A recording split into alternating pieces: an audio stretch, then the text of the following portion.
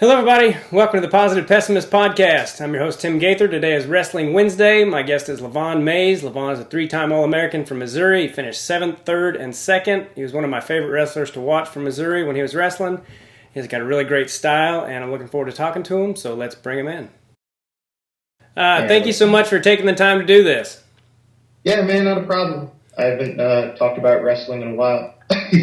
Yeah, so you're not doing anything wrestling-wise right now?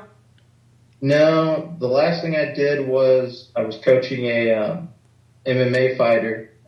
He was in Bellator, and he ended up losing his fight, but he scored like 2 takedowns, and he just needed to score one more in the third, but it ended up getting stopped in the second, at the end of the second, because of blood. He had a real bad eyebrow cut. Yeah, it was an eyebrow cut, and it was a medical stoppage, so... I was curious when you started, when did you first start wrestling? How old were you? I was 11, 12, so long ago. I was like in middle school, and I just missed out on making the basketball team, and I just went out for wrestling because my dad used to wrestle, and he had stories like he was like the greatest wrestler in the world, but since I know I didn't make it there, I know he didn't make it there either. Yeah. Were you good from the start? I was great in the practice room. It's really crazy. I won maybe 4 or 5 matches my first season, but I beat like the dog piss out of everyone in the room. And probably one of my best stories from that time was Tommy Gant was wrestling at Kokia, and he was a year older than me. And we had an away meet at Kokia that year. And somehow I managed to get sick. I don't know how I got sick, but I ended up having to miss the duel. And this was like 2 weeks after he beat the shit out of me at our home gym, and it was bad. And then you fast forward a few later, and both him and I are wrestling in the conference semifinals or conference finals. I mean, we wrestled so many times in high school. It was like ridiculous, and we ended up splitting. I think he beat me 5 times out of 4. And you fast forward a couple years later, and I'm in the NCAA finals, and he ends up walking away with the seventh place finish at nationals. So, you know, it's crazy. It's crazy how far you can progress in this sport. So you got third your junior year, and then your senior year, you won it, and I watched your state finals match today. And the announcers were talking about how you'd wrestled that guy a couple weeks earlier, I think in like the regional finals or something, and you beat him 2-1. And then in the state finals, you dropped 15 points on him. What changed in those in that week or 2 or whatever it was? So at the regionals, so we wrestled at regional sectionals and state. He was he's Thomas Gant's younger brother. Crazy small world, but yeah. I ended up tearing my PCL at regionals, and it was just a long week of recovery, long road to recovery, I guess you'd say. And then, you know, whenever you're in a state finals match, you're not really worried about how your knee feels. You're more worried about, hey, I got to put on a show because the lights are on. You have like the actual like packed stadium, and Illinois does a really good job of having people in the stands for the finals. It's like a really nice event, and I don't know. It was just the lights and the cameras and the people. It just make you feel better about yourself, and you can go out there and you can perform. Yeah, I was the opposite. I made it to the state finals my senior year, and I won, but I ended up going into overtime with a guy that I had beaten 5 times, and we'd never really had... it was never in question that I was going to win, and then we ended up going into overtime, and so I was kind of the opposite. I kind of tightened up a little bit in those situations. Oh yeah, I never understood that, but I don't know. I would consider myself a showman more than I am a good sport. Yeah. What made you decide to end up going to Missouri? Were there other schools that you thought you might go to, or was it always going to be Missouri? There were a couple. I was not heavily recruited coming out of high school, even with that state title. I didn't have any like national exposure really. And I was talking with Chris Whalen, and if anyone who doesn't know, Chris Whalen is a two-time All-American for the University of Missouri in the 80s. Him and his brother went there, and Coach Whalen, Chris Whalen, he was the coach of Kokia. So he's the coach of the kid that I beat in the finals, the state finals. And he was talking to other schools for me, and he's letting me know, like, hey, I'm reaching out to Mizzou on your behalf. I'm reaching out to Oklahoma, because at Oklahoma, Mark Cuddy was the coach at the time, and they were teammates at Missouri. He was looking at Iowa State for me. And initially, I had like a 30 on my ACT, so I was like, I can go just about wherever I want. A young black kid with a 30 on his ACT is going to end up getting a lot of money just to go to school, minus the athletic portion. So I had a bunch of options that were there. Out of the schools, Division I schools that contacted me directly, was Northern Illinois.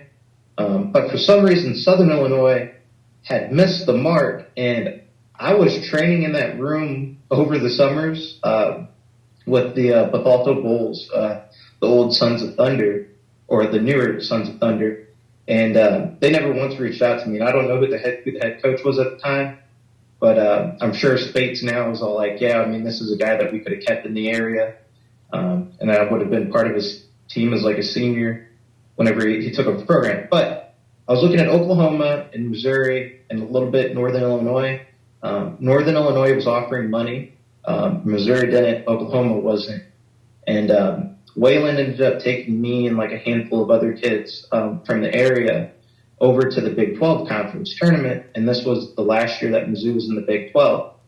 And I had originally thought that I was going to go to Oklahoma because Kendrick Maple was ranked third in the nation at the time. And I was all like, this is cool. I get to watch like another guy who looks like me being successful in this sport. And he's like right there at the weight class, right where I want to be at. I wanted to be at 49. He was at 41. And I was like, this will be my training partner.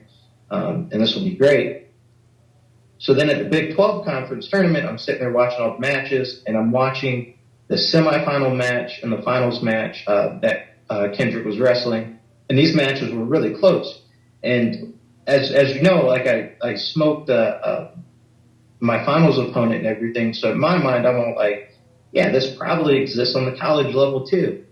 And Maple won like a 1-point match against McCormick, either in the semis or in the finals. And I was like, this dude is not as good as everyone says he is. Like, I don't understand why like people are hyping him up like they are. And that was the year that Mizzou won the Big 12, the only year that Mizzou won the Big 12. And I was all like, this is the team I want to be a part of. So that was like whenever like I had internally, I'd already made my decision. And then the coach that I was talking with at Missouri, Coach Mester, he ended up leaving the program because everyone fled the program because they thought I was going to get cut the second that we joined the SEC. And I'm sitting there wondering, when am I supposed to call Coach Smith and, see if I still have a spot on the team? So it was probably like a month after that, and I finally called him up, and I was like, hey, this is Lavion Mayes. Coach Mester was recruiting me, and he goes like, oh, hey, Lavion, this and that and everything. And I was like, yeah, I'm still planning on going to Mizzou. I'm ready to commit. And he's like, oh, yeah, no, we definitely have a locker for you. Yeah, and, so we sat there, and he asked me if I was going to go for summer school, and I was like, no, I don't actually graduate until the middle of June. And he was like, okay, cool. And then I rolled up onto campus 2 months later, and then I guess I was part of the team. Nice. I wanted to ask you, backtracking a little bit, but where did you develop that style you have? I told you in the message when I first contacted you that I liked your style because it looked like you had this like kind of plotting style, like you just kind of wait and then you would just explode on people. And it was like, watching you today, I was like, this guy could score anytime he decided he wanted to score. That's how I felt watching you. Has that always been that way? That's like tough to answer. So whenever I was training, whenever I got into high school, I was training with a Greco wrestler. He placed at Fargo. His name was Kent Williams. Okay. And what ended up happening was I was getting thrown around so much that it just ended up happening that I had to make decisions on when I was going to score because I just couldn't score whenever I wanted to. Dude was too good. And it eventually got to the point where we were just training my takedowns because my mat wrestling was horrible.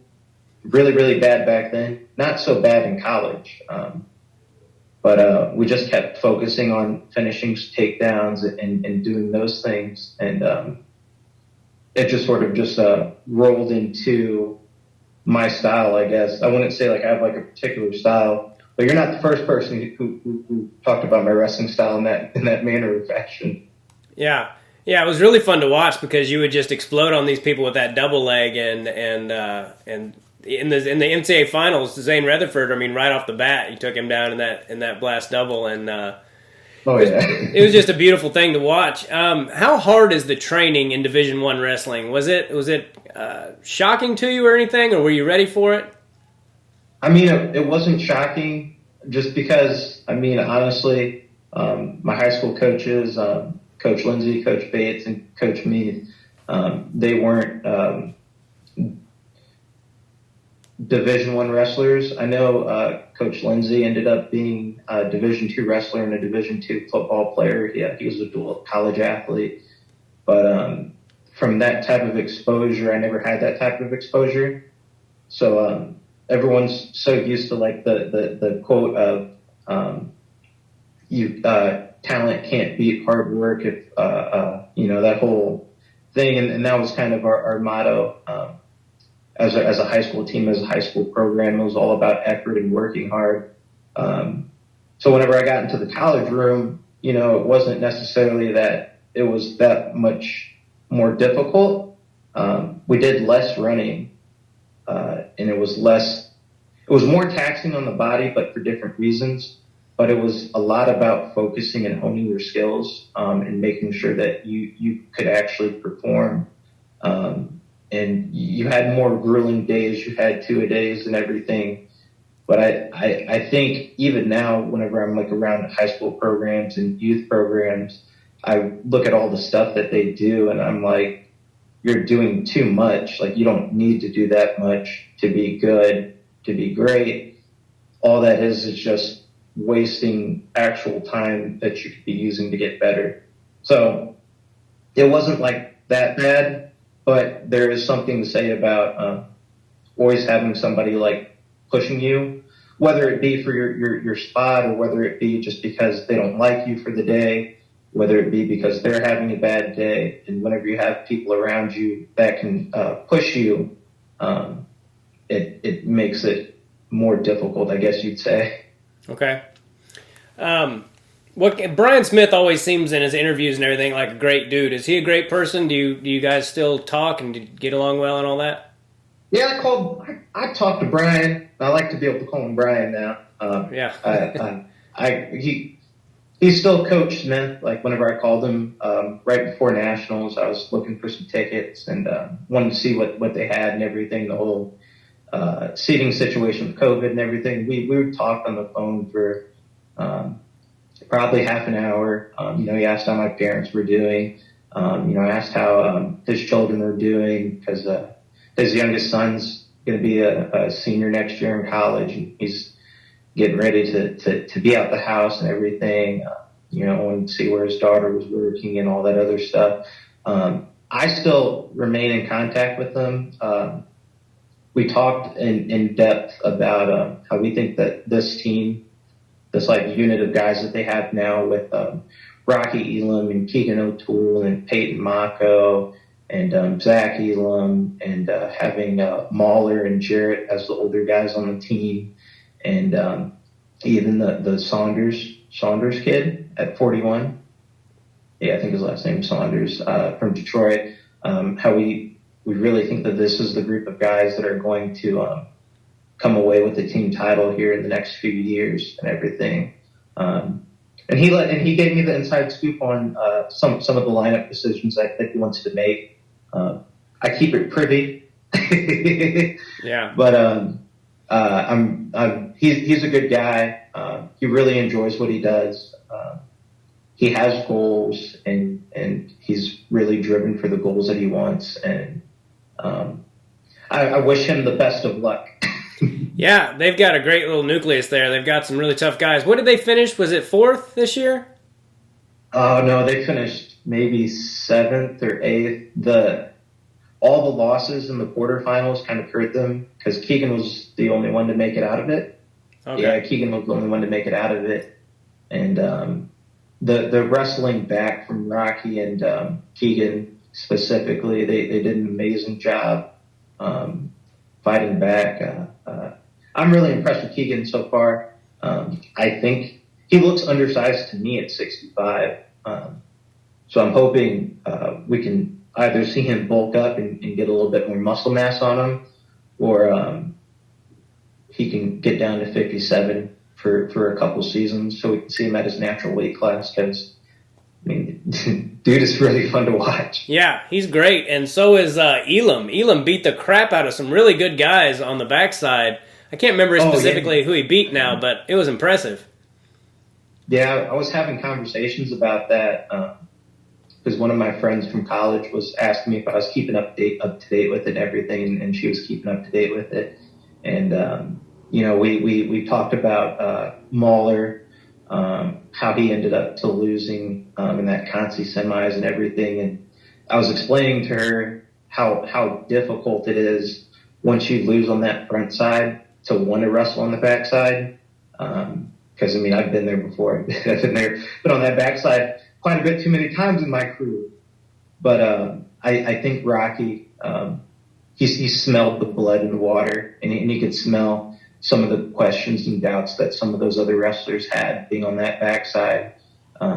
It's the most difficult thing to lose a match, and while you're trying to figure out why you lost, to have to go beat a person who's already figured it out because they lost like the day before or even the round before.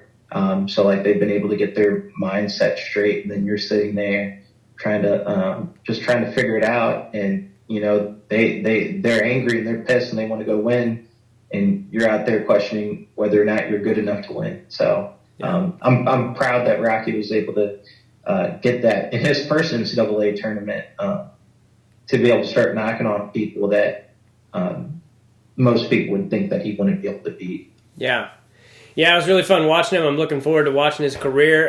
Tell me about your NCAA tournaments. I know you finished 7th, 3rd, and 2nd. Tell me about those if you don't mind. Actually, I wanted to ask you this real quick about Brian Smith, and I don't know if you can answer this, but was he mad about Jaden Ironman going to Iowa? Because think how much higher they would have been, I mean, with him in the lineup.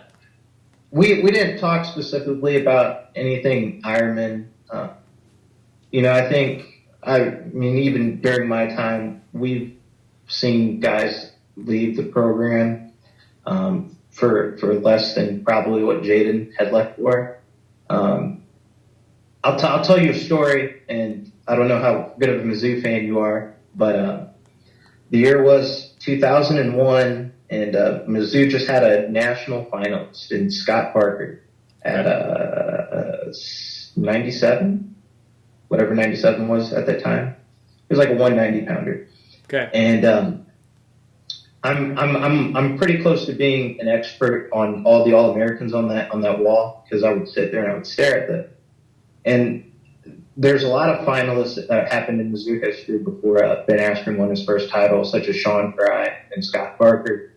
And one day I just had to ask Brian. I was like, Brian, how come Sean Fry didn't win a national title? And this is before Brian was even a coach. And, he was like, I don't know. And he let me know that he was married to the gymnastics coach and everything. And he said he's not into the wrestling stuff anymore. He doesn't come around the program at all and all that stuff, right? So I was like, okay, cool. You learn a little bit. And I was like, all right, what about this Scott Barker guy? And he's like, Scott Barker, because this is 2 years into Brian Smith's career at Missouri.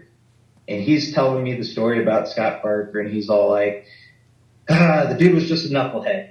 Now you got to remember, this is like before Snapchat and Facebook, and this is probably like right at the beginning of MySpace. And computer usage just wasn't even there. People didn't have cell phones, and he just talked about the type of knucklehead that Scott Parker was. And he said there was an incident that forced Brian to kick this man off the team. So what that said in my mind for Brian was, he literally doesn't care how good you are. He's looking for like a specific type of person to be on this team. And after that, I was like, I can't be fucking up like I want to be trying to fuck up here, because he's already shown that he's kicked off people who have done way better than me off this team. So I was like, I can't push his buttons and everything. So like, Brian's seen good people come and go. And you know, it doesn't detract from his goals at all. He knows what he wants to achieve, and to be honest, he's not going to accept for anything less than what he expects of you. So Ironman leaving is Ironman not fulfilling the expectations of, I want to win as a Tiger, I want to win in the singlet, I expect that I'm winning. You know, Ironman said it himself that he went to Iowa for his freestyle aspirations. That's great, but he didn't go to the last chance. And I love Baby Jaden like a brother, but like, you know, it's disappointing. It's disappointing me as a teammate watching Brian having to like break on some of his what would be promises to the team of, you get to decide your own weight class at the beginning of the season, and once you decide it, I'm holding you to those standards, because Ironman moved up a weight class and displaced, you know, my closest friend on the team, sending out the lineup and everything. And I mean, you know, it hurt more watching him lose than it did, you know, thinking about him leaving. But I know it hurts a little bit, and I know, you know, Brian was probably hurt a little bit by it, but everybody goes through a little bit of hurt, and he still has goals to achieve. So I didn't realize that Jaden didn't wrestle in the last chance. Why didn't he? Oh, I don't know. That I haven't talked to Baby J since maybe a U.S. Open or something. Okay. I've seen Mike Ironman at a bunch of stuff post that. I saw him one year at the Scuffle and everything and whatnot. But you know, like I said, it's tough. I don't know if Baby J is planning on returning to college wrestling. He's been in college for quite some time now. College isn't the most fun whenever you have to go to class and you have to do homework and take notes. So like, he's probably like reevaluating where he's at in school. He's probably reevaluating his decision to come back or not to come back. He's probably just deciding on the next cycle, because this cycle is going to be short. The turnaround is going to be there. He could have an injury. There's a lot of things. I was just sad that we didn't get to see him compete, because I always love watching him wrestle in freestyle. Yeah, he's great. So tell me about your own NCAA tournaments. What's it like to wrestle in that tournament? Is it pretty nerve-wracking, or are you pretty calm about those kind of things? So my first NCAA match was Logan Sieber. Oh, great. And yeah, you know, it's just one of those things. That was the year that he got the 2 seed. And Port got the 1 seed because he split with Rutherford that year. And I don't know, after that first one, like, it was never about nerves. That first one, I had Stever in a pancake position, and I didn't know what I was doing from the pancake position. However, I can say with gusto now, Senior Lavion would have pancaked him and at least scored a takedown. Yeah. But, you know, I think that was just freshman inexperience and everything. Out of all my NCAA tournaments, I have a total of 6 losses, and 3 of them are to people who won a total of 9 titles. So you get to see the best. You get a chance to beat the best and everything. But I don't think there's too many people that can say they have near as good a collection of NCAA losses, if the losses mean anything, as I do. So who were those losses? It was Stieber, Rutherford, and who else? Dean Heil. I'm sorry, who? Dean Heil. Oh, okay. Okay. He didn't win it that year, but he won 2 more the next 2 years and everything. So, yeah, it's at least a good group of people to lose to. Yeah, it's a lot better than saying you lost to some random kid who was a one-time qualifier and went 0-2 or 1-2 because they beat you.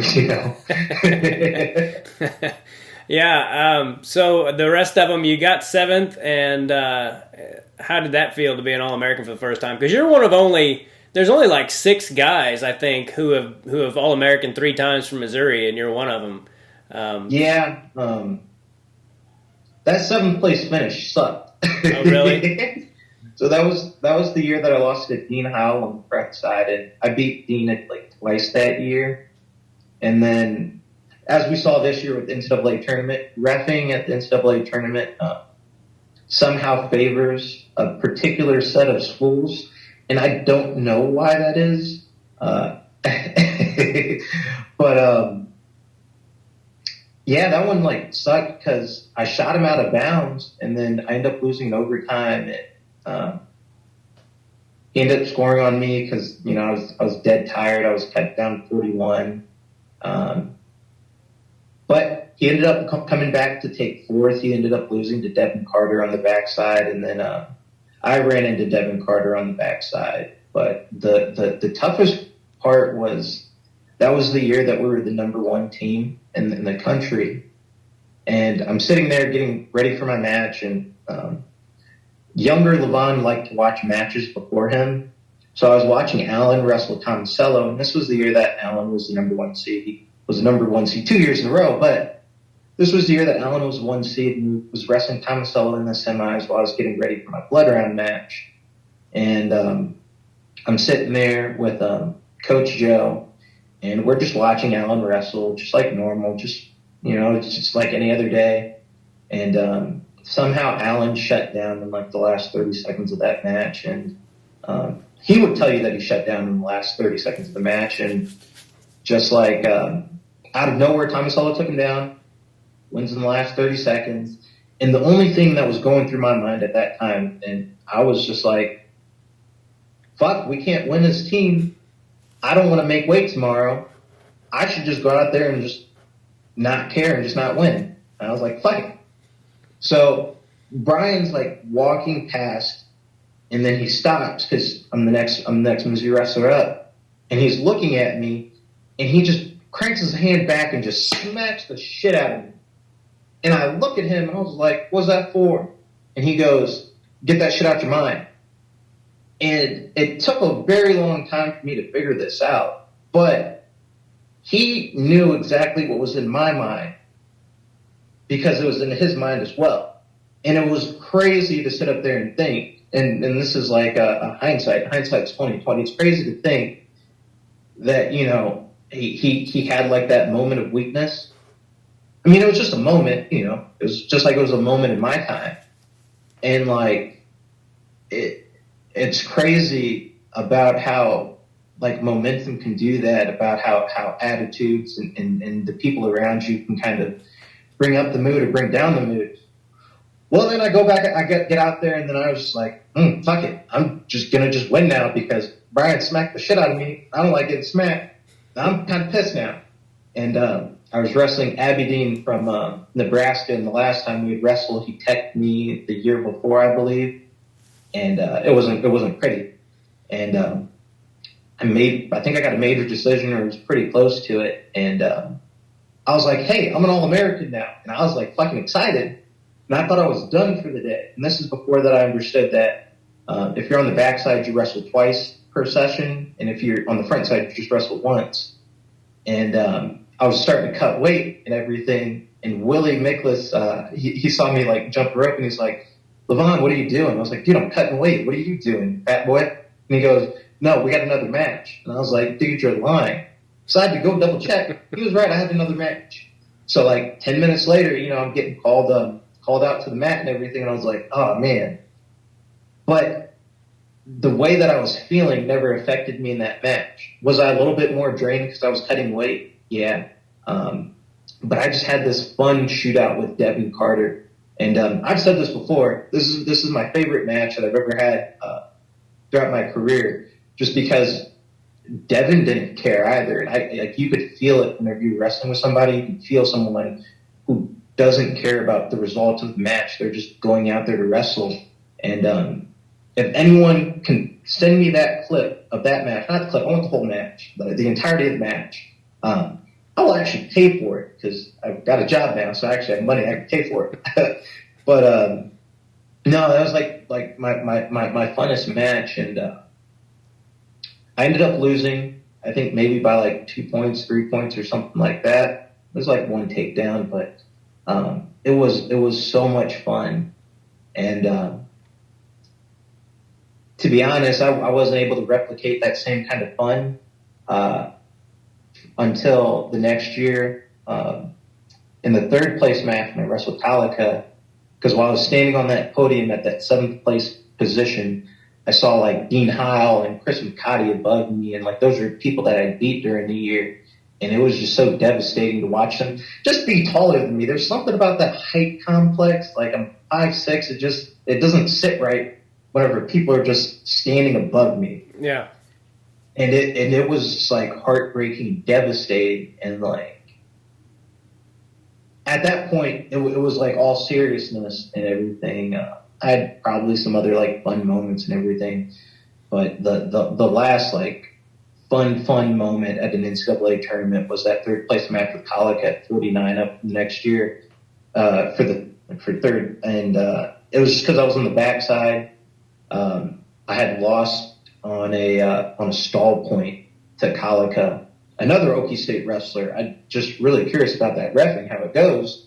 And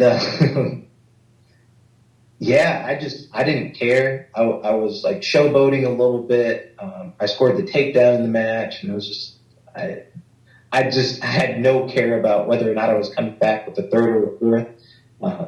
I was just trying to be as disrespectful as possible, honestly. Did you win that match pretty handily, or was it close? Oh no, it was definitely a 1-point match. But I don't know. Up until senior year, Kalika maybe took me down a handful of times, and I'd taken him down more times than me.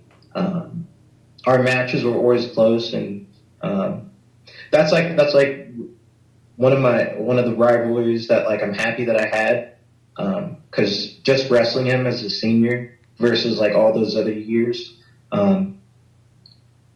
he had that feeling of I don't give a shit the results of this match. He just went out there and wrestled, and it let me go out there and wrestle, and it like they were never lopsided, but we went from like a 2-1 match, like maybe two 2-1 matches, maybe a 3-2 match or something, our junior year to us putting up like 20, 25 points combined. Wow. Every time we wrestled the next year. So like, yeah, I mean, it was just a good time wrestling with him. But then everyone else, it was all serious business, and it was less fun at that point. Yeah. Yeah, going back to what you said about the calls at the NCAA tournament this year, that Boo Llewellyn call, I don't even know Josh Heil. I had no interest, vested interest in the match, but that pissed me off so bad. I was like, "What do you mean you can't guess? Just just time it and be like, there's 1 second left. Put him back in the center." It was the easiest fix on the planet, and they're like, "Oh, we didn't want to guess." I'm like, "You don't have to." I didn't know what that was about. I know. I just loved hearing the complaints about it because they were like, the reffing this year was horrible, and I was all like, some of y'all ain't old enough to remember Ian Miller and Brian Robuto in the semis, where Ian Miller had actually won the match. His coaches protested it, and they said, no, no, no. Then they left the match, and then the NCAA says, well, because you left the match, you agreed to like the call. And it was like one of those things. It was like quite clearly people didn't do their research on these calls, because the rule is you stay at the mat until you get like probably like an NCAA head, not the head official. You want to get an NCAA head to get over to that mat. Yeah. If you really got a big of a problem with it. And I don't know. I don't think the reffing was worse this year than any other year. It's just. Do you think at the NCAA tournament sometimes those refs call pins that aren't necessarily pins because they like to hear the crowd go crazy? Because when I went and watched it a few years ago with my brother, and every time someone got on their back, it seemed like there was a pin, and the crowd would go crazy. And I said to my brother, I'm like, those refs are human, you know? They like to hear that shit as much as anybody.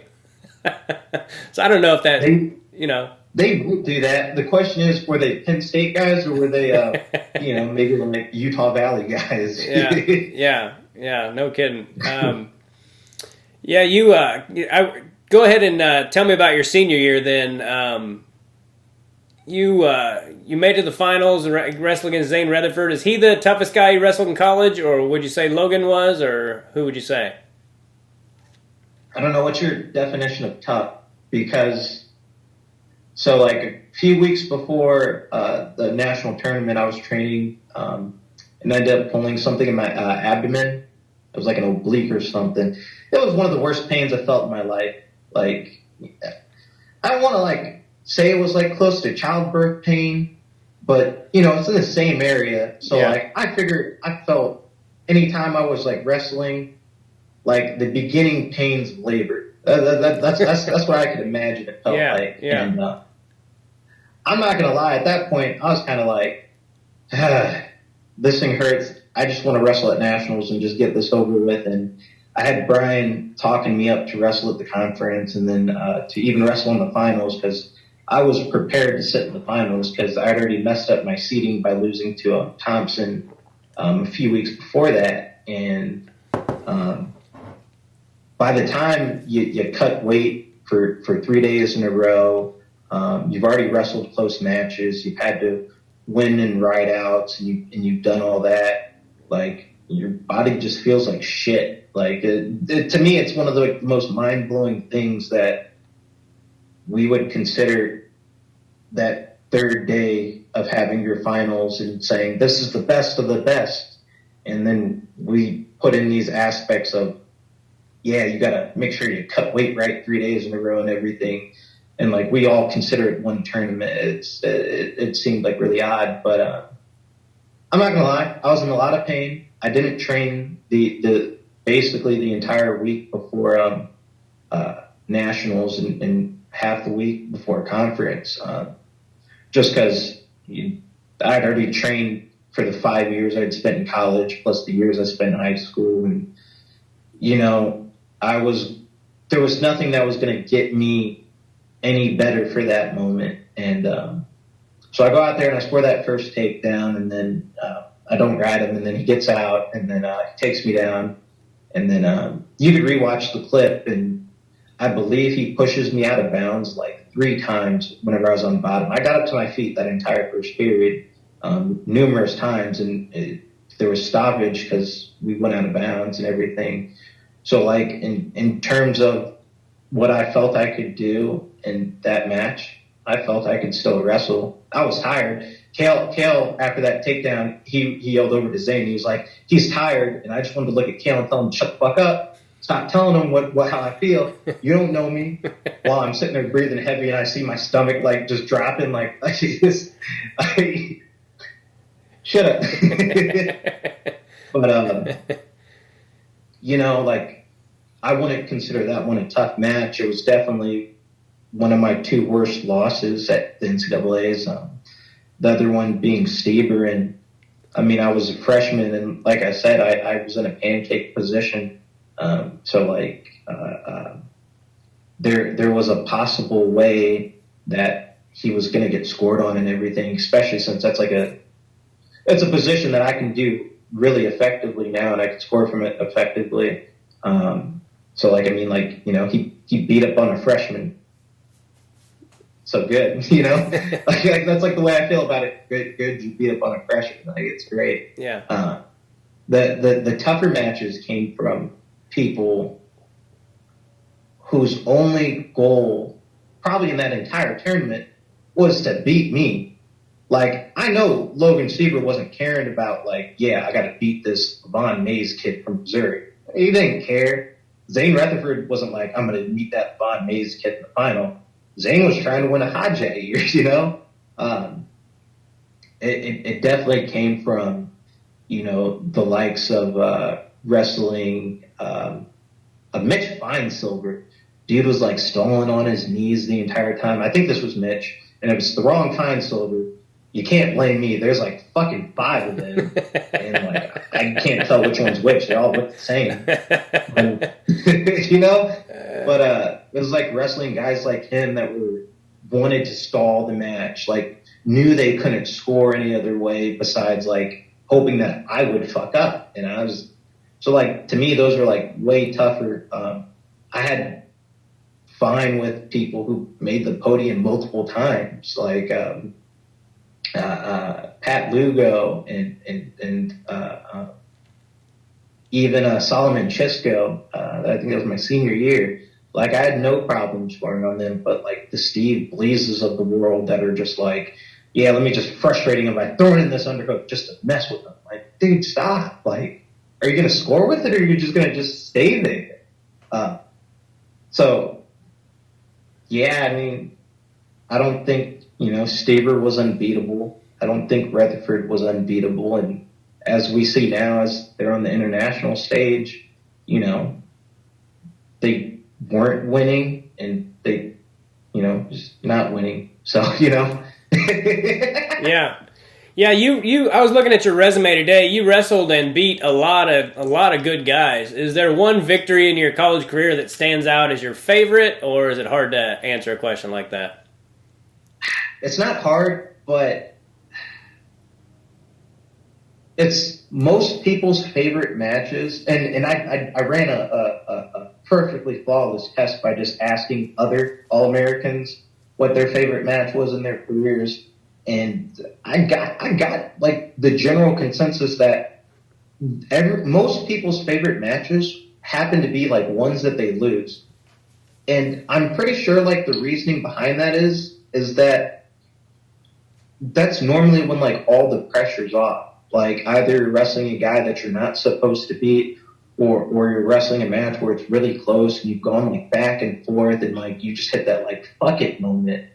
And so like my wins, to me, like I can remember them. Like I do a really good job with like memory wise, but like there weren't too many of my wins that kind of like stood out because I just kind of expected to win whenever I went out there on the mat. Even whenever I wrestled Stieber that first year, I was 90% sure I was going to beat him. The 10% came from, Lavion, you suck on the bottom. What happens if you end up there? And I was like, he can't take me down. Yeah, he took me down and beat me. Oh, who knew? Yeah. The same thing with Rutherford, where, you know, I was like, yeah, man, I'm going to go out there, I'm going to take him down. And I just got a little too hyped. My walkout song was way better than his. You know, whenever you have stuff like that, and it's getting you going, and you're out there jogging out there, you're like, bro, I'm fucking cool, and this shit is awesome, and I'm like ready to go. And then your adrenaline spikes up. And like you said, I have a more of like a plotting style, and you know, it throws you out your game for a little bit. And on at the national tournament, you don't want to be off your game for a little bit because there's going to be people that are able to capitalize off those mistakes and everything. But yeah, the coolest win I would say that I had, and this is just being that we're in Iowa, was whenever I beat the shit out of Jebba at national duels. Now, I'll be 100% honest, Brian Smith yelled at me quite harshly during our little intermission because I didn't score the major. I won by 7. I just had to ride him for 17 seconds. But Lavion didn't do that, and Brian was really pissed. And he had even told me, if we lose the duel, it's on you. And I had to look at this man in the face and say, you're fucking right. Like, if we lose the duel, it's because I couldn't hold another man down for 17 seconds. And but just listening to the crowd throughout that entire match, because that's right after Sinan had just lost by a regular decision to Corey Clark, and it's after the whole Gilman Alan Waters fiasco, which was hype enough as it is. You know, whenever you have Larson having to step off the bench to grab a Brands brothers, you know it's going to be a fun duel. Yeah. And the Iowa faithful came out, and they were loud and they were rowdy for like the first 30 seconds, and then the takedowns started fucking flowing. And then I could hear them saying, like, hey, don't give up the major. And, like, it wasn't like a yell. It was more like we're trying to whisper this to you, but don't let him know that you quit. And that just felt so good, just have, like, the entire energy of a crowd just sucked out of them from something that I did. And I was like, man, this is what must, like, all supervillains must, like, live for. Where they're just like, yes, I made people disappointed. And that was probably, like, the greatest feel from a win. Yeah. Did you guys win that duel? Oh, yeah. Nice. Drake came back. Drake came and beat Sorensen, who was a freshman at the time. And then we had LaValle. He came and beat Kelly something. I don't know. It was a Kelly for Iowa. So we had rattled off those 3 wins in a row. So we're up 4 matches to 1 in the first 5 weight classes. Then we started dropping. Willie won, and then Jaden ended up beating Burak. Yeah, and that basically sealed the duel because we knew Mellon wasn't going to give up any sort of pin to Stoll. I think it was Stoll at the time. Yeah, it was Stoll. So it was just a really good feeling. Yeah, it's nice when your teammates come through for you. My senior year, I broke my foot and I couldn't wrestle in this duel, and it happened to be against the only team that had a chance of beating us in a duel. And my best friend, who wasn't very good, he always choked every time. He was good in the practice room, but he choked all the time. And he went out there and looked like freaking John Smith, and we won the duel by 1 point. And yeah, it just made me that story reminded me of that particular story. And it was a great feeling. Although, I'll be honest with you, like 2 years later, Brian had to yell at us middleweights because we weren't pulling our load. And this is after Jaden's had to bump up to heavyweight a couple times and whatnot. You know, he's sitting up there like, I feel like, us upperweights got to get out here and go get all this bonus and everything. I want to take a day off too. And I was like, oh, man. Yeah. At least I'm winning, though. Yeah. So, yeah. It's always good to have teammates that can just say, okay, today is going to be the day I'm going to score some bonus, and it makes your job slightly easier. Yeah.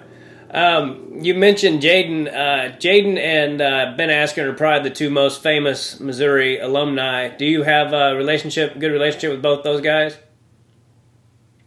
Yeah. I lived with Jaden for like 2 years. Okay. He was busy with school. And my senior year, I was taking like 7 credit hours, like second semester. And I had my entire schedule set up where I was only on campus for school for like 3 days a week. And then second semester, I was on campus for like 2. So like I spent like every Tuesday washing that man's dirty underwear. Just because, it's like laying around, I had a girlfriend at the time, nobody wanted Jaden's underwear just laying there. So, but no, me and Jaden were really close. And actually, before my senior year, I snuck up to Askren's for, I feel like it was like 2 weeks because I was upset at Brian. And I was just like, all right, cool. I don't want to wrestle anymore because I'd lost to Kalika at nationals on that stall call.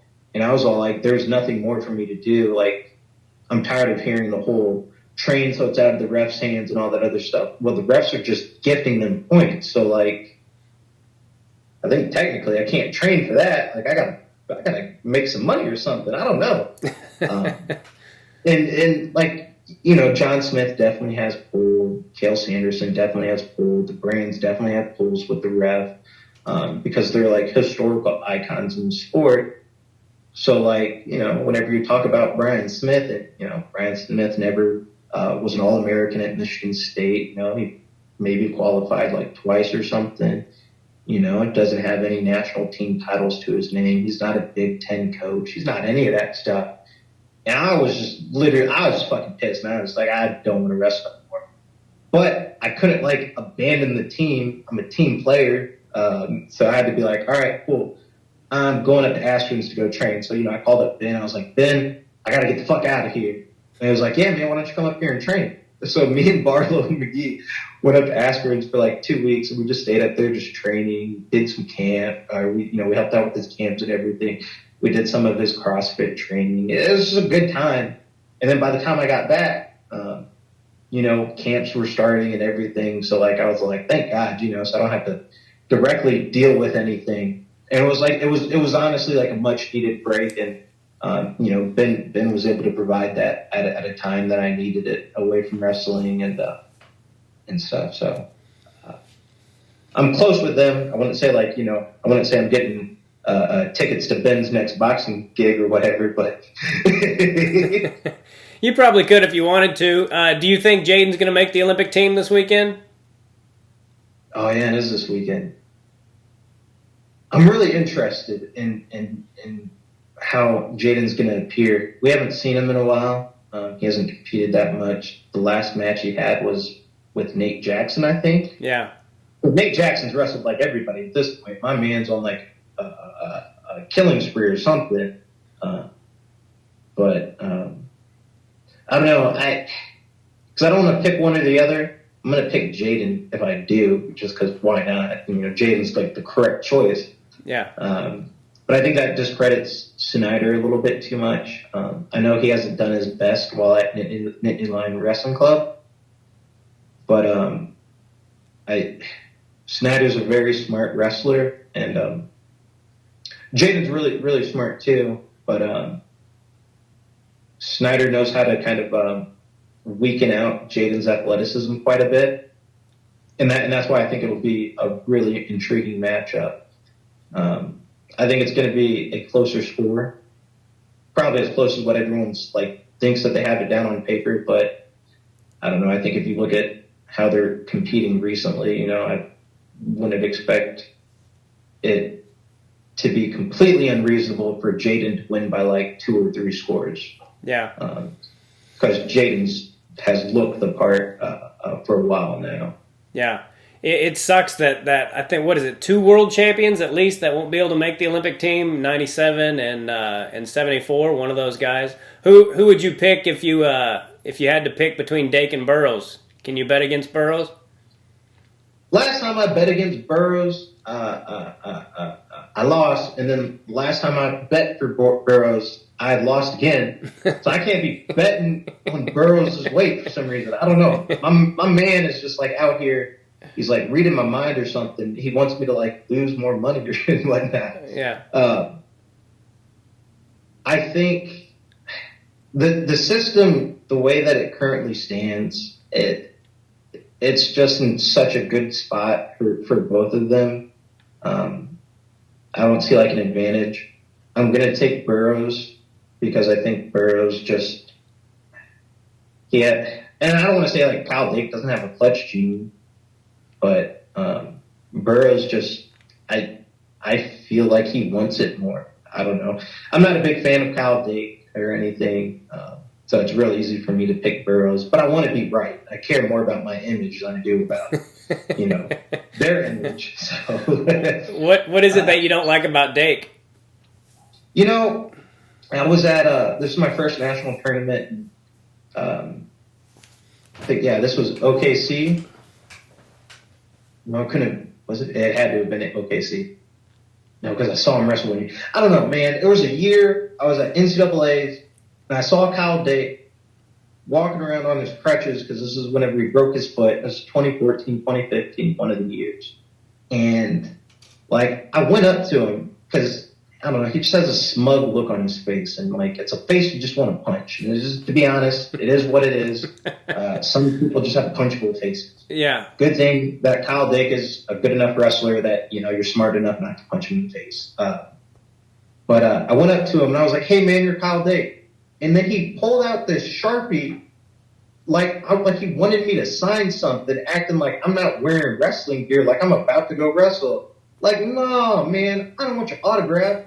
I just wanted to come over here and see what's wrong with your foot. But now that you got to be out here like this pretentious douchebag, I can't like him anymore. Yeah. And I understand where he's coming from.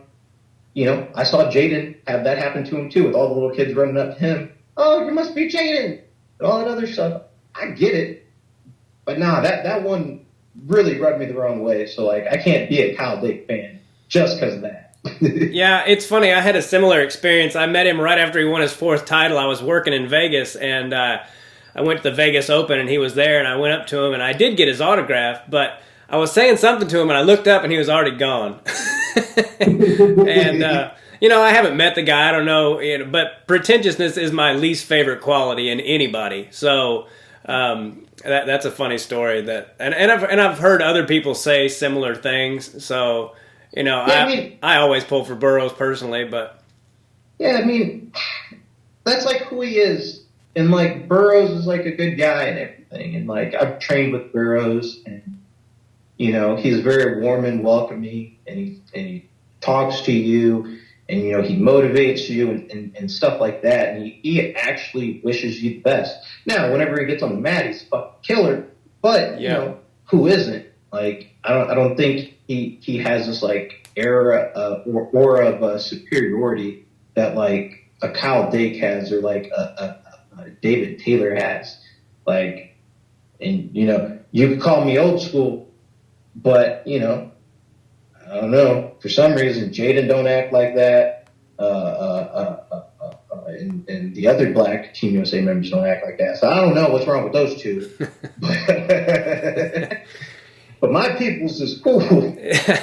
Yeah, I met Jordan once. I met him actually a couple times. I met him at a World Team Camp. I was working in Arizona, and I just walked down there and walked right into the room in Arizona, and there was all the best wrestlers on the planet, from America right there. And I sat down and had a hat or something, and I had Jordan sign it, and he looked at me like, how the hell did you get in here? And who are you? And then I met him right after he won his title in Vegas, and the guy had been wrestling all day and just had a drug test and all that. I'm sure it was the longest day on the planet, and he stood there and took pictures with anyone who asked, and I thought that was really cool of him to do. So I always pull for Jordan, and what a freak. He's approaching 32, and the last time I saw him wrestle, I thought he got screwed against I can't remember what the call was, but I thought he got screwed against now I'm blanking on his name, the Italian guy.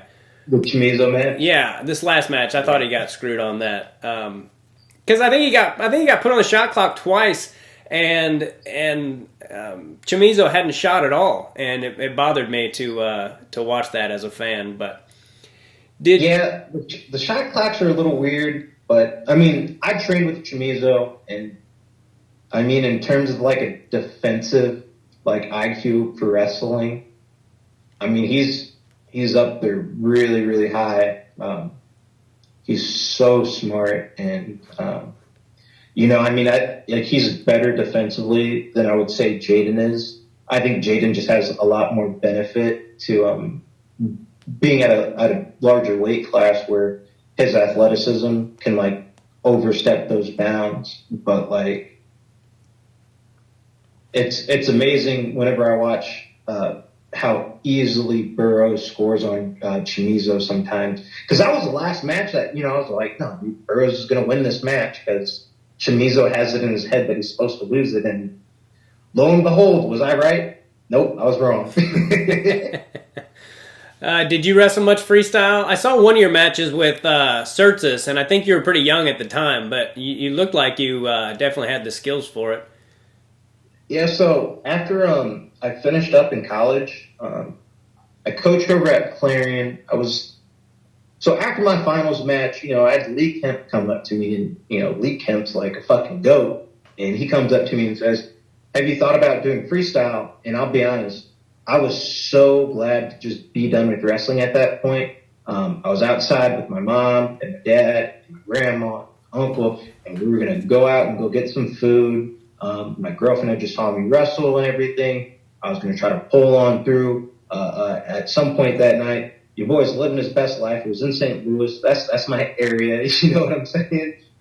And I had Lee Kemp come up and he's talking about like, yeah, man, no, it's like you have the skill set to do it. You need to do it. And I was like, fuck, man, you can't have like a legend like this come up to me in front of my grandma and my parents and tell me there's options. I'm a man of opportunity. I got to take it.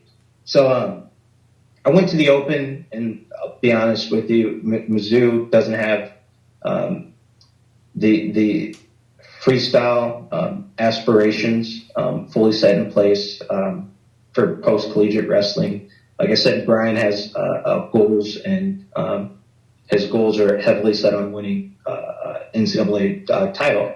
So, you know, they're not like investing heavily into the RTC as other programs are. I mean, it shows, but it's perfectly okay. I completely get it. So I had to find a home to go train at. So I was up at Nebraska.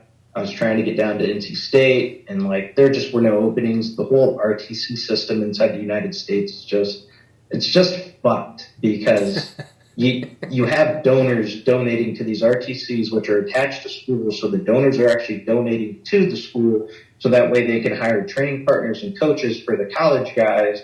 But because it's separate from the school, it's not the school's money to distribute as they see fit. And it's essentially a way of them saying, we're going to help you get more coaches.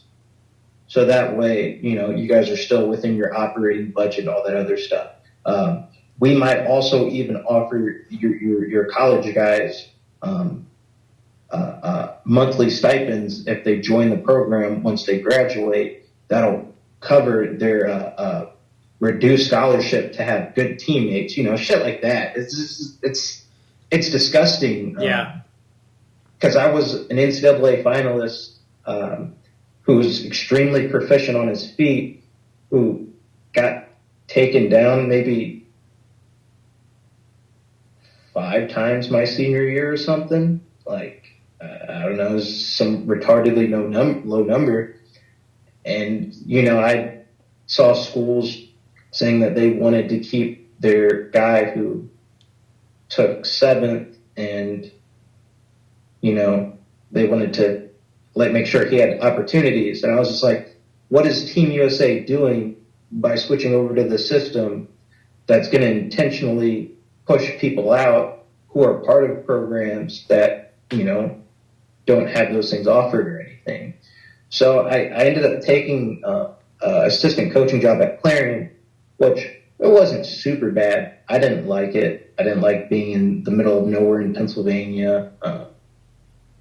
But, you know, you live, you learn. And I absolutely hate coaching. I didn't know that until I was coaching. And then I was like, no, this is not for me. I don't know how Brian does this, but I'm trying to keep a full head of hair by the time I'm 40 because I don't want my kids to see that I'm aging. I want them to be like, nah, Dad is strong and fit. I'm not going to fuck with him.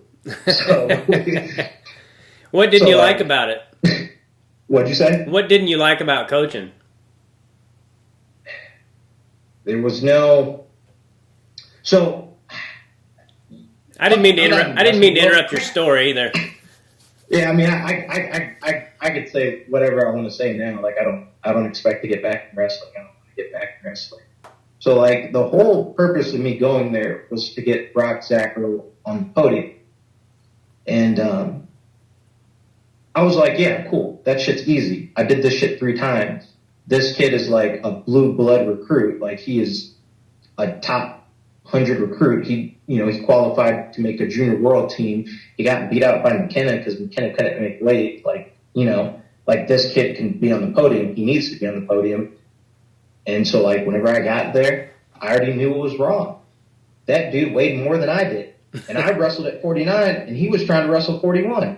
And if there was one thing I learned throughout my entire college career is the days are over of cutting weight to get on a podium. The secret is not to cut weight and just be good. Yeah. And the kid had the skill set, everything. So first thing I was like sitting there, I was like, you got to do your weight, you got to do your weight, you got to do your weight. And then, I have coaches around me, above me, that were telling me that it's okay and it's fine. And I was just like, dog, I'm the only person who's been a part of a team that even sniffed a national title. I'm the only one here who repeatedly made the podium. I'm the person who has just been around all this stuff. Like, I'm telling you, weight is like the first thing you got to take care of. If you can't do your weight right, you can't go out there and wrestle right. And that shit got shut down immediately within like my first month being there. So I couldn't fuck with it anymore. I was like, all right, cool, I get it. This is my job and everything. But whenever you get shut down so hard for something like that, you're like, whatever. So then, whenever you got to start talking about who deserves to be in the lineup, we're talking about two kids, and there's a kid who can ride people and turn people and is trying to score points, and there's another kid who's just trying to keep the match close, and he's hoping that he can win in overtime, and they want to pick the person who's trying to keep the match close to win in overtime. And I'm just saying, go with the person who's trying to score points, because the more mat experience he gets, he's going to figure that shit out. Like, he's going to figure it out. He's riding people. He's turning people. That's what you see on the backside of the national tournament. You don't see overtime match in the backside of the tournament, because by then one person said, fuck it. And the other person at that point was like, oh, I'm just trying to clear this close. Oh shit, he said, fuck it. He shot. I wasn't ready. Yeah, all that patty cake bullshit is just out the window now. Like, even the heavyweights don't do that shit anymore. Like, it's so few and far between. So, I'm sitting there dealing with and it's probably has to do with like the whole age of coaching. Like, we need more younger coaches. We need coaches that want to score points and want to wrestle and aren't trying to game systems and everything. I'm not trying to be a dick to like John Smith or anything, but AJ Ferrari's a fucking workhorse. I'm more than positive that dude could have blown everyone out in that bracket out the wall. I saw him wrestle. I was impressed. If I'm sitting up there thinking about, man, if that kid might have a chance to beat true freshman Jaden, because they're both true freshmen, that'd be a match I'd want to see. Because I'm sitting there talking with my buddies. Do you think he could beat true freshman Jaden? We're like, that shit was good. He might have the possibility to do that. He's that good. Yeah. And, he's out here wrestling all these close-ass matches. And it's just like, no, this dude's better than that.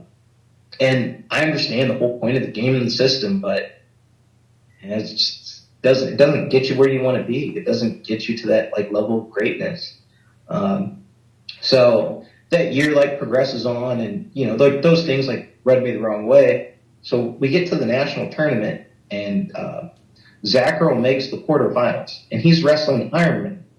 Now, I don't mean to toot my own horn, but I beat the shit out of Ironman in practice anytime he needed to get his ass whooped, which was not as frequently as you'd expect. But Brian had to call me into the room over a summer that he didn't make weight for freestyle, and he said, Lavion, I just need you to beat the shit out of him, so that way he knows what it's like to wrestle bigger people. And I said, say no more, fam. And I was beating the shit out of him, and then he almost threw me one time, and I was like, oh fuck, fucked up. Because now he knows that he can throw people at this weight. And, he moved up in weight, everything. And then even the year after he bumped up after losing to Tomasello, because he was talking mad shit about that Tomasello match, I ain't gonna lie. But I was like, dude, you can't be sitting up there popping all that shit and then just come back after you lost. No, we wrestling today. And I beat the shit out of him. And, it was great because Baby J had hit his breaking point so close that he cocked his fist back, and it looked like he was going to punch me. And I was like, if he hits me, he hits me. But I drove him to this and everything. So, I know how to beat Jaden. And it's like a whole style thing. You got to know what you're doing. You got to get in his mind. It's hard to do because he's so goofy, but it can be done. Yeah. So I was like, because, we're sitting there trying to game plan for that quarterfinal match in the morning. And I was all like, I mean, this is how I would wrestle it. And then they were like, no, he's fine. He's good. He knows what he's doing and everything. And I was just like, y'all ain't going to listen to the dude who spent 2 years in the room with him? Say no more. Say no more. He goes out there. He did exactly what I told him not to do. I was all like, I would just try to hold on to the match until the last minute or so. Force him to clam up. Force him to not want to open up, because he's going to open up because he's going to get frustrated. Jaden gets really frustrated whenever he doesn't score points. I was like, I'd try to win the match with one takedown at the end of the match. It's the best way to beat him.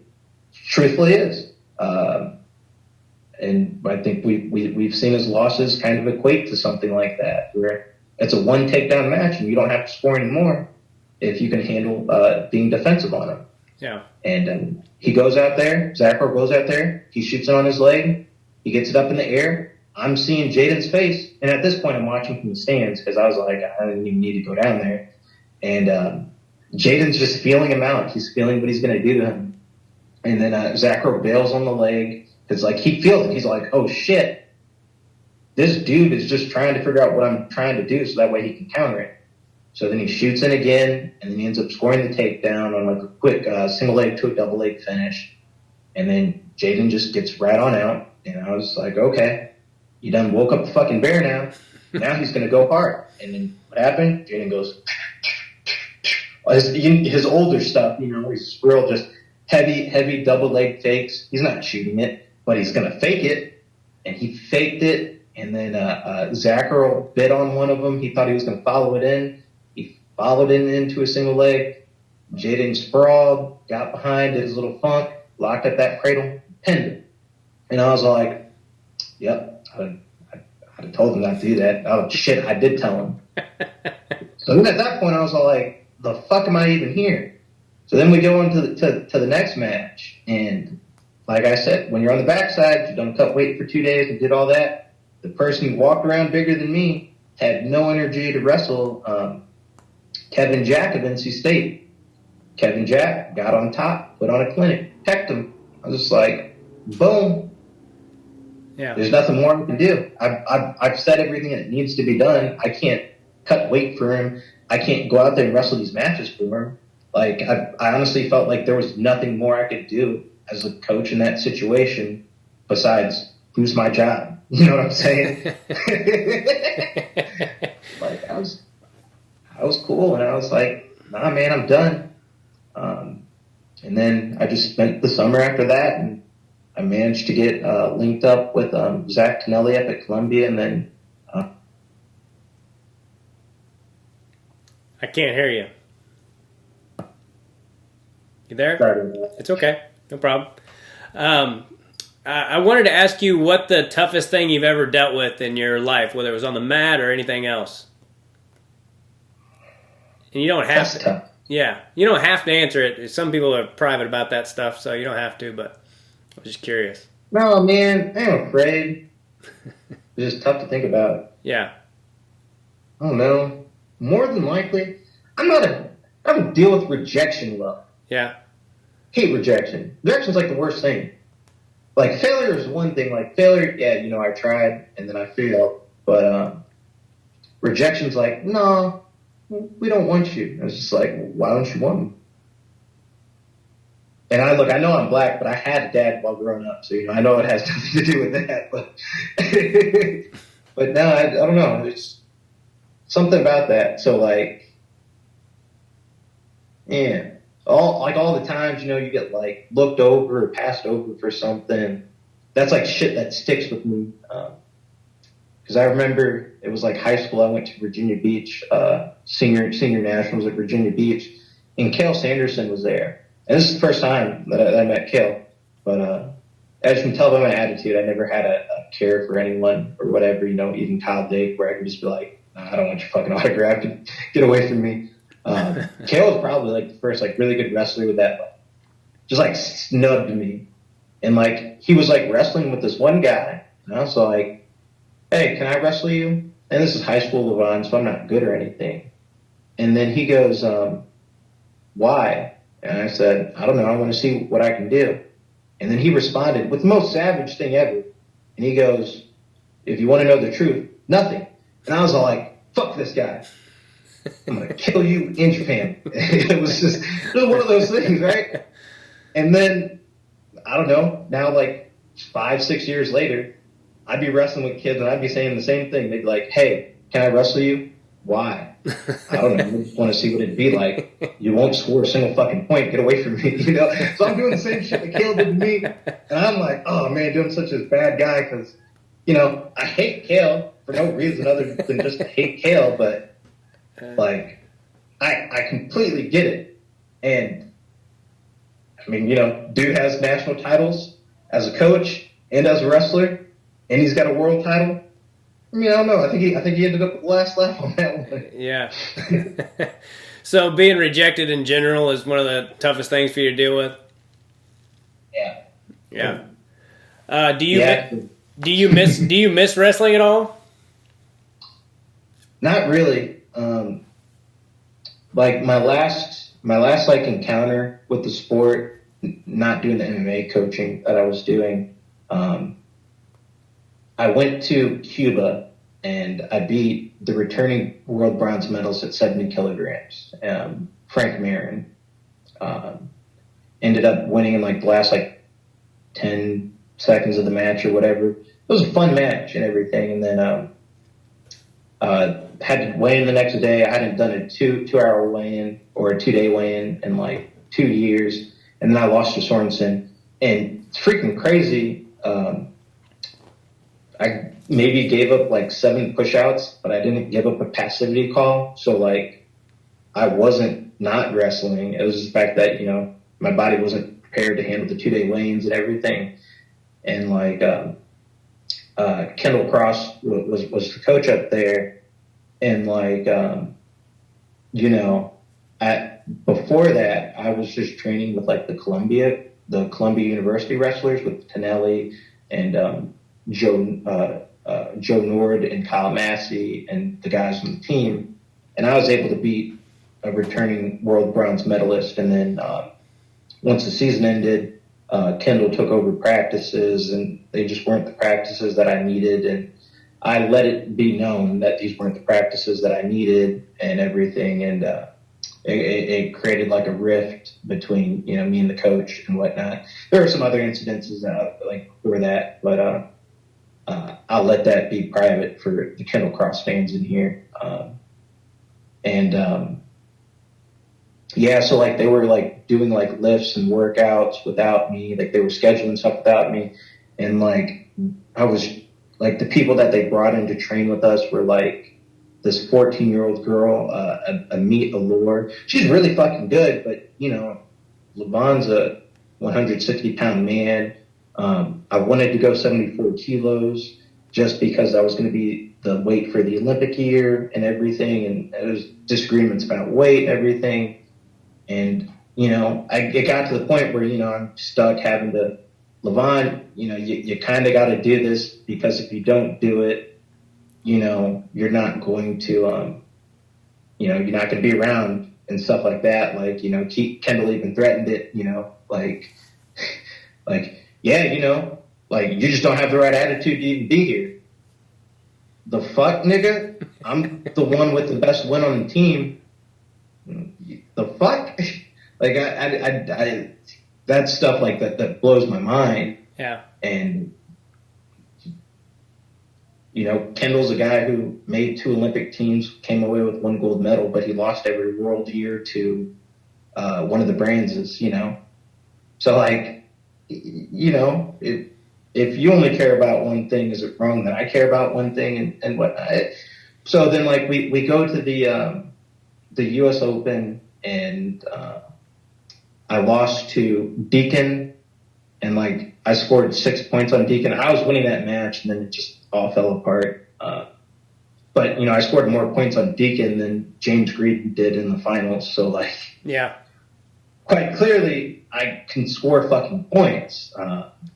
But there's some reason why I'm not performing there versus whenever I'm, beating a world medalist in Cuba. And then like I lost on the backside and like that shit just fucking was just all kinds of out of whack. And like, I was all like, nah, this training's not fucking right. Like, this isn't going to get me to where I need to be. And no one else is getting to where they need to be. So like, immediately after, I was all like, nah, we got to talk about the training situation before I even like go out and compete again. Cause that shit's embarrassing to me. And it's embarrassing to me only because I got stuck doing something that I knew wasn't right to get paid money. That I make more money now than I do when I was in New York and not paying rent, and I pay rent now, and I still can pay rent, get groceries for the month, feed my dog, buy my dog a nice little treat every single month, and I still make more money than I was making while I was in New York with higher bills and everything. With a 2-bedroom apartment that's bigger and more space than when I was in New York City. So like, there's clearly like this lack of like value that like me myself was bringing, and there was like a lack of value that I gave myself at a certain point. I don't know. Whenever you're younger, you know, you don't understand money so much, but so you know, I requested this meeting, and then Kendall and Valentin Kalika, you know, they postponed the meeting until after the last chance qualifier. And I told myself I wasn't competing until I figured it out. So then by the time that we met to talk about the training, you know, sit down, and I was like, all right, here's the deal. This training isn't good for me. You have me training with a 14-year-old girl, this, right? And then, you know, Kendall was all like, well, to be honest, you know, we've decided to move on and this and that. And I was like, all right, cool.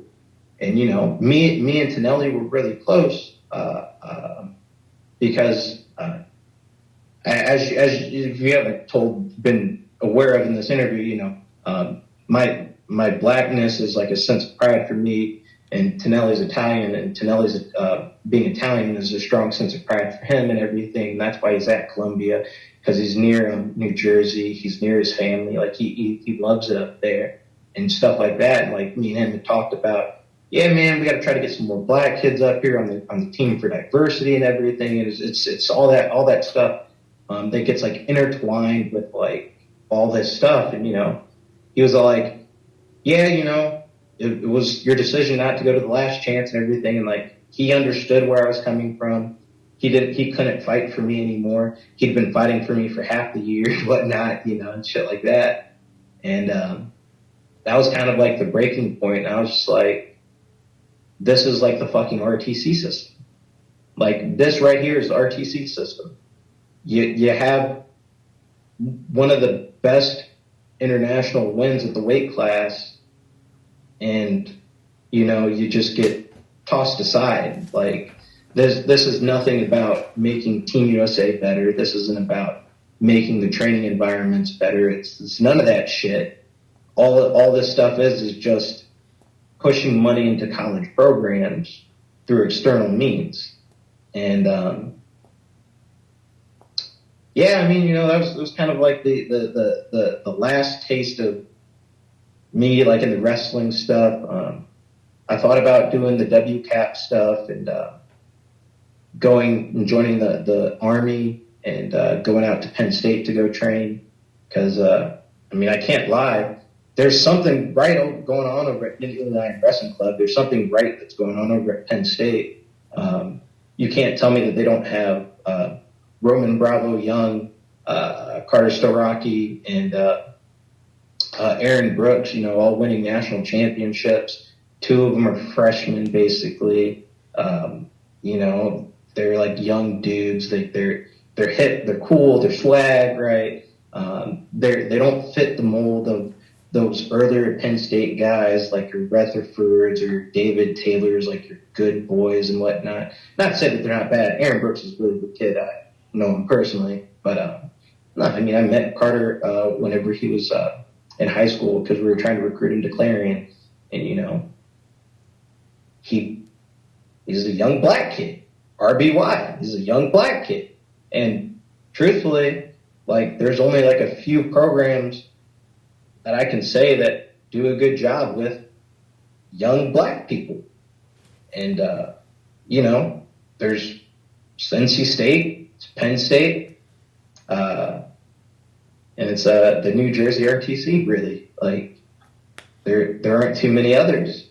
I mean, you could say Iowa State, but, you know, that's Dresser's program now. And I've been seeing less and less of Kyvan in the wrestling world and wrestling community, as much as I have seen him working on his brand and his business and his image and his professional ties now.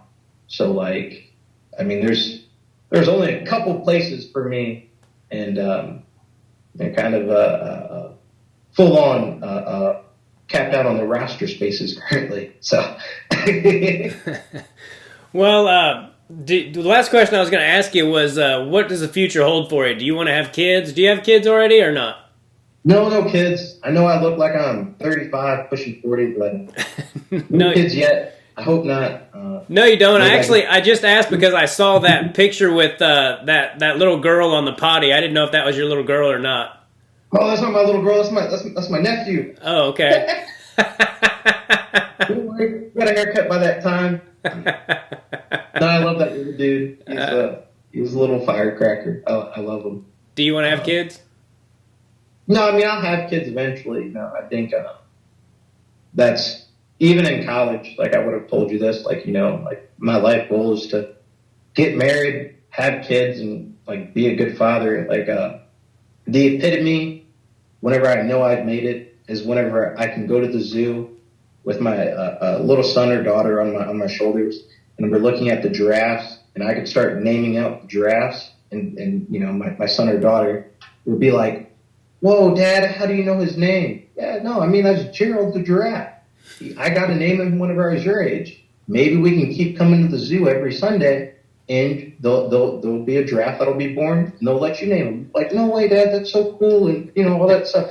Like, I don't know, I like that stuff. That stuff to me is like the epitome of awesomeness, and it seems that like always having that like thought in my mind, that's what makes it really easy for me to just walk away from wrestling. Like, I'm an electrical engineer. I have my electrical engineering degree. I ended up getting my engineering license in the state of Ohio. So I'm out here working. I'm working on my green belt certification. I'm working on like a $1.5 million project for the government. Like, awesome. And I truly enjoy what I'm doing. And that's what makes it all the more enjoyable. I know you probably have a lot of people that come on here and say, "Yeah, man, I miss cutting weight and I miss doing that stuff and everything." And like, it wasn't fun in the times. I don't look fondly back at it.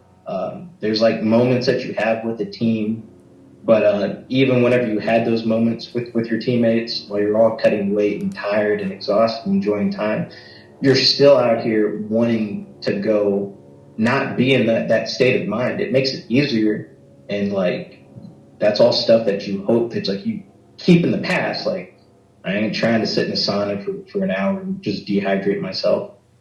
No, that doesn't feel good. Yeah. Yeah.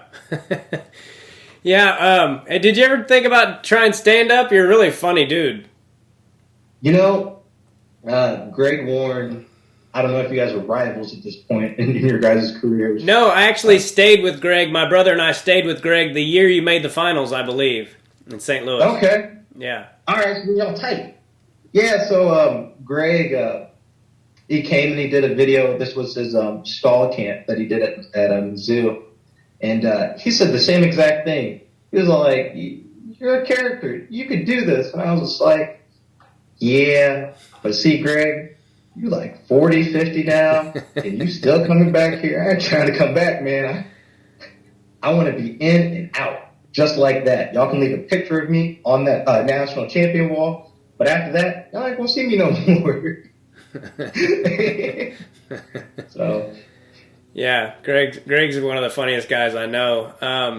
Is there anything you'd like to say before we get out of here? I really enjoyed talking to you. I'd like to say first of all that I really enjoyed talking to you, and I loved watching you wrestle. I loved your style, and I love how different you were on the mat than a lot of people I saw, and so I'm glad I was able to get you on here. Is there anything you'd like to say to the people before we get out of here? No, not really. I mean, I know I talked a lot, so I don't know if there's any questions that you had left unanswered. I kind of dominate these interviews. Well, I learned at a young age, control what you can control. Yeah, well, you're supposed to, and I like to just sit back and listen to the answers. I did want to ask if that was how hard that was to juggle electrical engineering degree and wrestle. That had to be really freaking taxing on your mind and body, I would imagine. Well, God, who was it? Was it Gable who said, you can... Once you've wrestled, everything is easy? Or 3, your social life, your athletic, or your academics. And, you're supposed to, sacrifice the social. Well, I'll be 100% honest. I sacrificed the academic.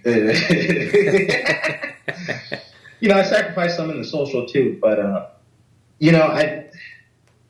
I think the way that college is set up, you don't need an engineering degree to be an engineer. You just need a math degree. I would have done that one. But I got locked in real early because those prereqs don't transfer over. We've had a couple other engineers come out. Daniel Lewis, he managed to come out. He struggled right about the same point that I struggled because he was talking about dropping too. And I was just like, ha, told you. You said you were better than me. Now look where you at. You just where I was. And we've even had recruits, probably the most tragic one, yeah, we'll go ahead and say tragic, was Nick Reenan, because he came up for a visit. He's a Wisconsin boy, and he came in and he was so smug about it. Like I said, I don't know what is up with the Kyle Dakes and David Taylors and the Nick Reenans of the world. I don't know what that difference is. But he was all like, no, I'm smart enough. I can handle it. And then a few years later, Reenan was missing for half a semester because he had to get his grades in order, which is about right, the right time whenever everyone in engineering struggles. I know because I asked my classmates. I was like, are you guys getting this stuff? And they said, no, we ain't getting this. So, it's just one of those things. It's like a real tough point after your second year. It's real hard to get in those upper level courses and get all that stuff right. But Reno was down at NC State, missed half his semester because he had to get his grades in order. I wonder why. So that every time, I hear that question, it's one of those things. It's all it's close to impossible. It's doable. I'm sure Adam Kuhn with his aeronautics, aerospace engineering degree, his shit was easy. I mean, because he could just lose weight. He wasn't worried about sucking down and everything, Yeah. So, that took away a big edge off his degree. But, I mean, he'd tell you the same thing. He struggled. He had points where he struggled.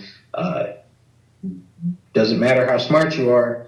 Can you go in there with your brain empty of all fluids and try to pass that test, your finals, right before you have to go out to Cliff Keen or before you have to go get ready for Reno or before you're getting ready for Midlands or the Scuffle, right? It sucks. Yeah.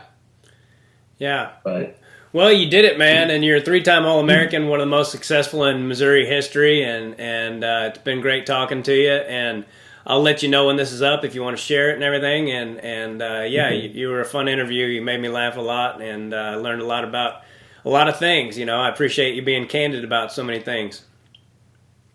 I have nothing to hold back at this point. Yeah. When you're out, you're out. They can't drag me back in. Yeah.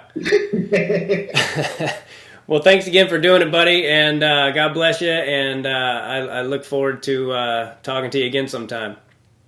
Thanks for having me. I'll talk shit on your Facebook post after this. Sounds good. Just because one minute. Sounds good. All right, buddy. God bless you. We'll see you later. Have a good one. You too, bud. Bye-bye. All right, everybody. Lavion Mayes, three-time All-American from Missouri. That was a fun interview for me. That's a funny dude and really smart wrestler, and I always enjoyed watching him. Real quick, I wanted to give out my the Olympic trials are this weekend, and I wanted to do this before I even started this podcast, but I was going to give my picks real quick. The Olympic trials, in my opinion, is the best wrestling tournament on the planet. I got to go once a few years ago. Tom Ryan got me some tickets, and every match is just NCAA champion after NCAA champion wrestling against each other, front side and back side. I mean, there's no bad matches at the Olympic trials in terms of star power and all that. 57 is a really tough one to pick because normally I think I would probably go with Spencer Lee because he's so freaking good at freestyle. But the guy doesn't have any ACLs, so I don't know how that's going to affect him. I think Dayton Fix is going to be really hungry. They're all going to be really hungry to make the team, but I think I'm going to pick Dayton Fix. But I would not be surprised if there's 5 or 6 guys that could make the team, including Spencer Lee. I'm not going to count that guy out just because he doesn't have ACLs. But it is going to make it a more difficult road for him, I would imagine. But I'm going to go with Dayton Fix. I think Dayton is probably going to make the team. But again, I could be dead wrong on that. At 65, gosh, that's another tough one. I didn't really think about this before I decided I was going to do it, but I think it's going to come down to either Zane or Jordan Oliver, and it's going to, or gosh, Yanni Diakmahalis. What the hell are you thinking, Gaither? He's in there too. I'm going to go with Yanni Diakmahalis because he's beaten both of those guys, and I know that he's been focusing on nothing but freestyle. And again, if I'm wrong and it's it could be any number of people that make the team at 65, but I'm going to go with Yanni. At 74, I can't bet against Jordan Burroughs. I think I've made that mistake a couple of times in my life, and he's always ended up proving me wrong, and he's 7-1 against Kyle Dake. And there's Isaiah Martinez and Jason Nolf, and there's a whole bunch of guys that I'm not trying to discount that are just phenomenal wrestlers. But Jordan Burroughs is Jordan Burroughs, and if anybody can beat Kyle Dake twice in one day, it is that man. So I'm going to go with Jordan. 86, I'm going to go with David Taylor because he's a world champion and a freak of a wrestler, and I'm not sure who else is in there besides Gabe Dean. I know there's a whole laundry list of studs, but it's hard to pick against David Taylor, so I'm going to go with David Taylor. 97 is probably the hardest one for me to pick. I think it is going to come down to Jaden Cox and Kyle Snyder. And like Lavion was saying, if there's anyone who can kind of nullify how good Jaden is defensively and has his athleticism, it's Kyle Snyder. This one is so hard to pick. I have no idea. It's a total coin toss. Gosh dang it. I don't know who to pick. I truly do not know who to pick when it comes down to Jaden. I wish I had a friggin' coin because I would flip it and then tell you that is who is going to win. Do I have a coin in here? I don't have a freaking coin. Gosh dang it. I have no idea. I'm going to non-pick that weight class because it's going to be either Snyder or Jaden, and I think either one of them, whoever makes the team, is going to win the Olympics. So there you go. There's my non-pick get out of jail free card because they're both just ridiculous wrestlers. And at heavyweight, I'm going to go with Gable Steveson because he's phenomenal, and so is Gwiazdowski, and there's a couple other guys in there that have an opportunity to make it, but I think Gable, now that he's beaten Gwiazdowski once, I think he will be able to do it again at least twice, and I do think it's going to come down to Gwiazdowski and Gable Steveson, but I'm going to pick Gable Steveson, and so that's it. There's my picks for the Olympic trials. Other than 97, it's going to be either Snyder or Jaden. And I wish I had a coin. I totally would have flipped it and just said that's who's going to win, but I wasn't prepared. Go to Making It Happen, M-A-C-A-N, It Happen. Help out little Bo Macon and his family. And my website is timgaithercomedy.com. If you like the channel, make sure you subscribe if you haven't done so yet. It helps me out. It helps my family out. I really enjoy doing these, and I hope you guys enjoyed the podcast. God bless all of you, and take care. Bye. Do us both a favor and click on that subscribe button.